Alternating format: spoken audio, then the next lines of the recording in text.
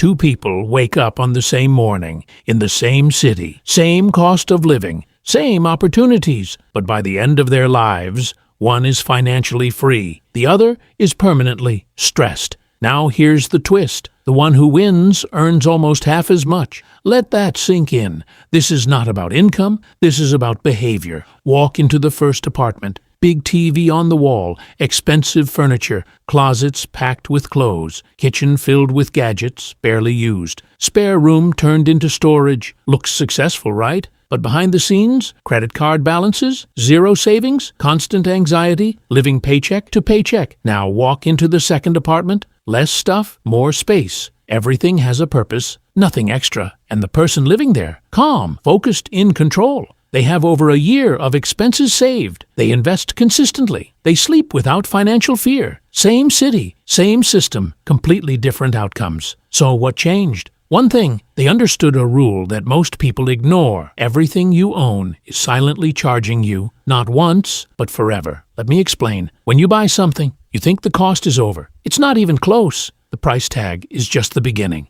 Because every single thing you own comes with hidden bills. Space cost, maintenance cost, attention cost, opportunity cost. And these costs are invisible, which makes them dangerous. Take something simple, a treadmill. You buy it for $1,000. Feels like a one-time decision wrong. It takes space, and space is not free. In most urban areas, every square foot costs money. That treadmill quietly eats hundreds of dollars per year. Just by existing in your home? Now add the fact you barely use it. Now it's not a fitness tool. It's an expensive clothes hanger. Same with almost everything people own. Boats, gadgets, extra furniture, unused subscriptions, clothes with tags still on. They are not assets. They are slow financial leaks. And here's where it gets worse. It's not just money. It's your brain. Every object you own demands attention. You don't feel it directly, but your brain does. More stuff means more decisions, more cleaning, more organizing, more stress. Your environment becomes noise, and noise kills focus.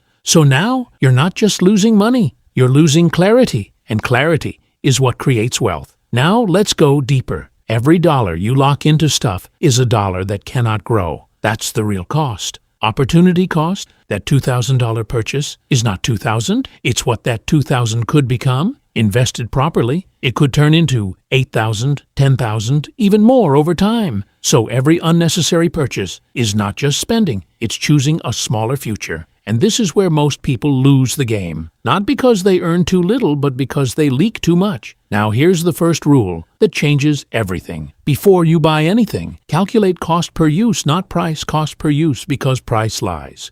Usage tells the truth. A $300 item used twice is expensive. A $1,000 item used daily is cheap. This flips your thinking instantly. Now you stop asking, can I afford this? And start asking, will this actually serve me? That question alone eliminates most bad decisions. Now rule 2, the replacement test. Look around your room. Pick any item. Ask yourself honestly, if this disappeared today, would I spend money to buy it again?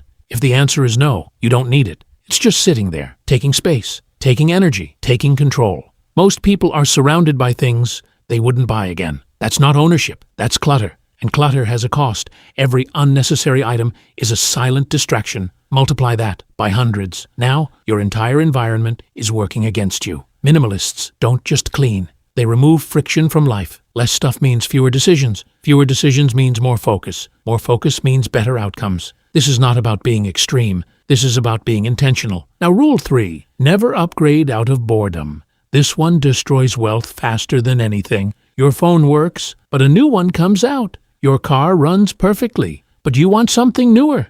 Your furniture is fine, but you feel like changing it. This is not improvement. This is emotional spending. And emotional spending is expensive because it never ends. There will always be something newer, better, shinier. If you chase that cycle, you will stay broke forever, no matter how much you earn. Minimalists follow one principle. If it works, it stays, not until you feel bored, until it actually fails. That single rule saves tens of thousands over time. Now, rule 4, make spending harder, make saving automatic. Because your behavior follows convenience, if buying is easy, you will buy. If saving is automatic, you will save. It's that simple. Remove your cards from apps. delete shopping platforms, add a delay before purchases, even 24 hours. That one delay kills most impulse decisions because impulse fades, logic stays. At the same time, automate your savings so money moves before you touch it, not after, because if you wait, there will always be something to spend on. Now here's something powerful. Most people think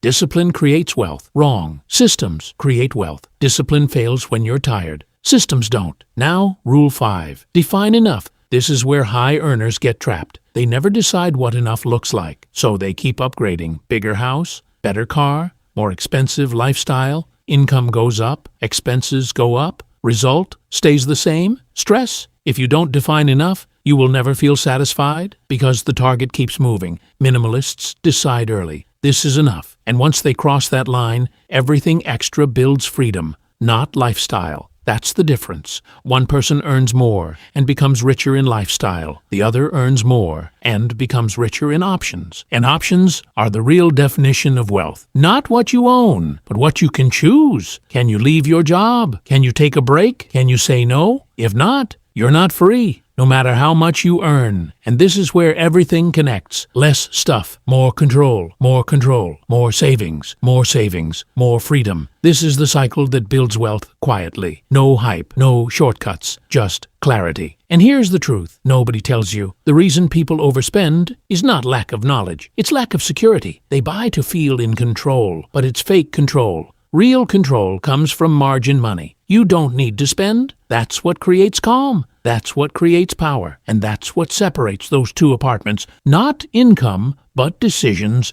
And we're just getting started because the next rules are where things get even more dangerous. They expose the traps that silently destroy wealth over decades. And once you see them, you can't unsee them. Now let's move into the rules that most people never learn. Not because they're complicated, but because they're uncomfortable. Rule 6. Rent your lifestyle before you buy it. This one alone can save you years of financial damage because most people don't actually want the things they buy. They want the idea of the thing, the identity, the feeling, the image. So they buy fast and regret slow. Here's what minimalists do differently. They test before they commit. You think you want a camera? Rent one? You think you want a home gym? Try a real gym first. You think you want to get into a hobby? Borrow the equipment. Because reality kills fantasy quickly. Most interests don't survive contact with effort. That's the truth. That excitement you feel before buying, that's dopamine, not commitment. And dopamine lies. So if something can't survive a trial phase,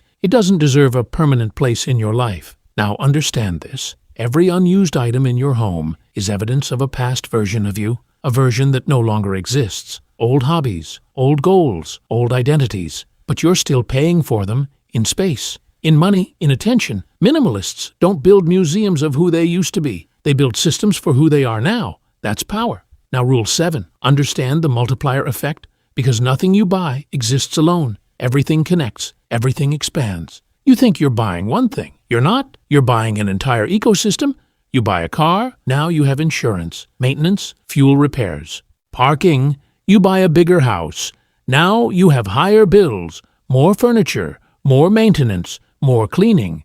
You buy a new hobby. Now you need tools, accessories, upgrades, and time. Always more time. This is where people lose control because the first purchase looks small, but the chain reaction is massive. And most people never calculate the full cost. Minimalists do. They don't ask, can I afford this? They ask, what does this unlock? What does this require? What does this multiply into? Because sometimes the smartest purchase is the one you never make. Now, Rule 8. Track your possessions. Not casually, seriously, because what gets measured gets controlled. Most people have no idea how much they own. They guess, and they're always wrong. You think you have 20 shirts. You actually have 60. You think your spending is reasonable. It's not. Because without awareness, there is no control. Counting creates friction, and friction stops excess. When you know you already own 40 items, buying the 41st feels different.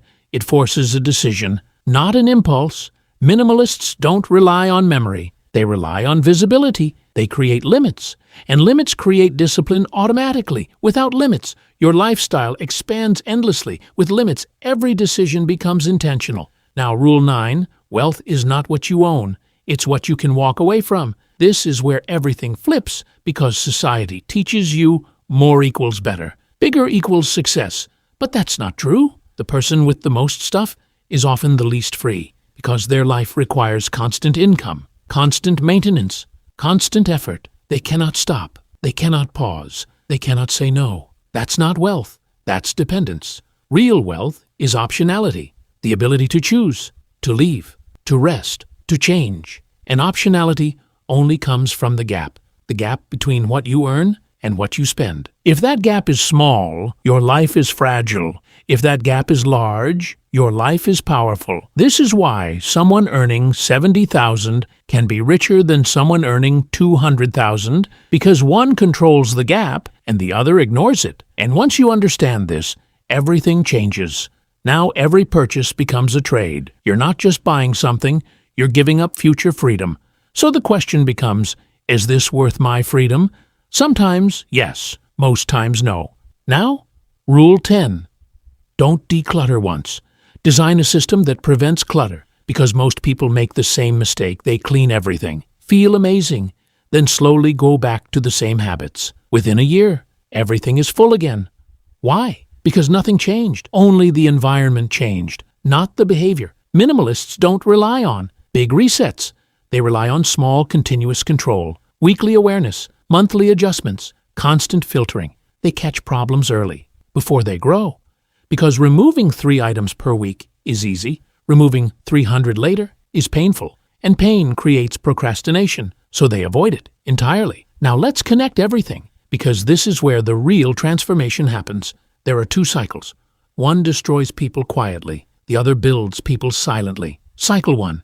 You spend everything. You feel temporary relief, then stress returns. So you spend again. Now you're trapped, working to maintain a life that never satisfies you. Cycle 2. You control spending. You build savings. Savings create security. Security reduces the need to spend. Now you save even more. This cycle compounds until money stops being a problem. Most people live in the first cycle without realizing it. They think more income will fix it. It won't. Because the problem isn't income, it's behavior, and behavior scales. If you waste money at $50,000, you'll waste more at $150,000, just with bigger numbers. Now here's the final truth. Minimalism is not about owning less. It's about needing less. And that changes everything. Because when you need less, you control more. You're harder to pressure, harder to manipulate, harder to trap. You become independent, not just financially, but mentally. And that's the real goal. Not just money control. Control over your time, your decisions, your life.